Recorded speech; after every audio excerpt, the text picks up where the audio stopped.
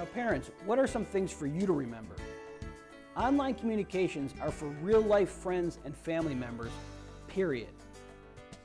Personal information, such as a phone number, address, or a school name, should never be given to anyone online.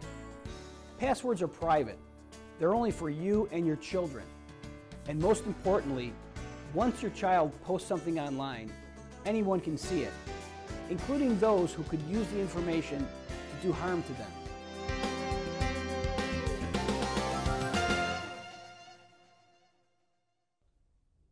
Hi, and welcome to Behind the Badge.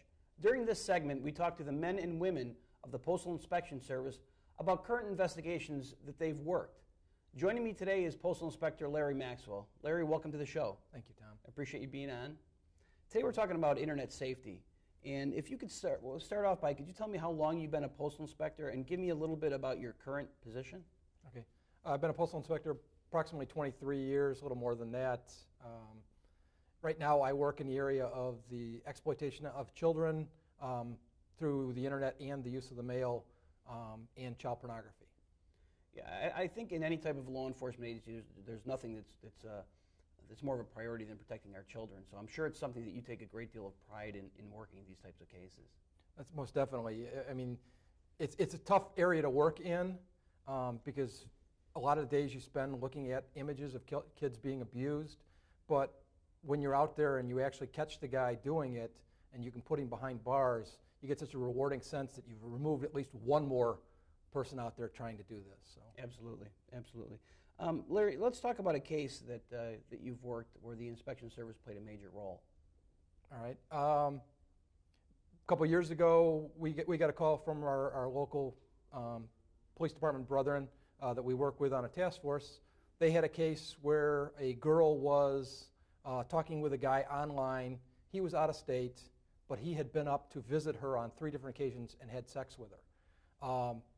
They asked us to step into the case and help them with it because of the interstate nexus to it.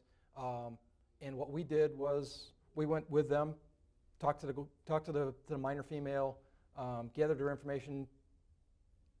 It was an online chat type situation where she was chatting with him through one of the chat clients like Yahoo or AOL's AIM, and had developed a relationship with this guy over a number of years. Her story began back when she was about 14 years old. She started talking to this guy. At that point, the guy was claiming to be a 17-year-old kid. She talked to him for about 3 or 4 months. Her mom had been keeping track of the relationship and didn't have a problem because it was long distance. They were talking on the phone. They were talking on the internet. And he did appear to be a 17-year-old kid. They talked about school, normal things.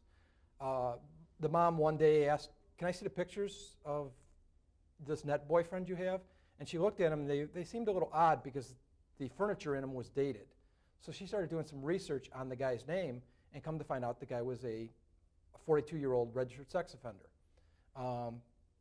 From that point forward, they knew something was wrong. So when the mom did this while the daughter was out of town on a vacation with some other friends, and then that's when they contacted the police department the first time.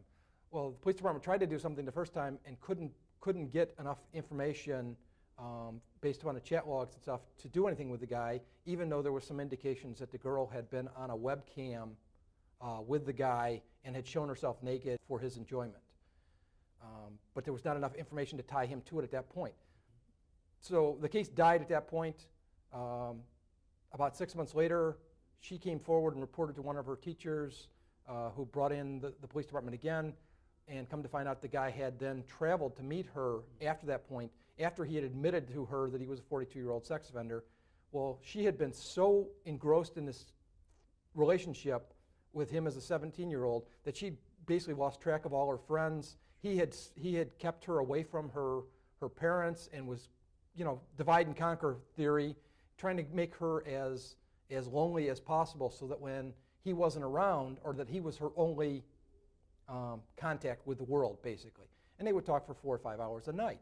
So when he came back, even as a registered sex offender, she kind of let that part of it go and said, well, this is my best friend, this guy who knows everything about me for the last while.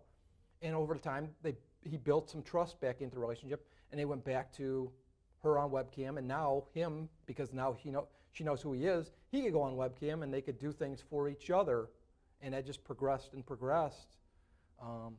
And now you're probably thinking, what does the mail have to do with any of this? Yeah, exactly. I mean, where does the mail play a role in this? What had happened was, during the course of the relationship, he was mailing her gifts. He would create things or buy her little gifts, or send her a little bit of money so that she could buy things for herself. In one of the things, he made her a wood rocking horse. So the use of the mail wasn't illegal, what he was sending, but he was using the mail to further this illegal relationship, if you will. Correct. With the advent of the internet, have you seen an increase in these types of investigations?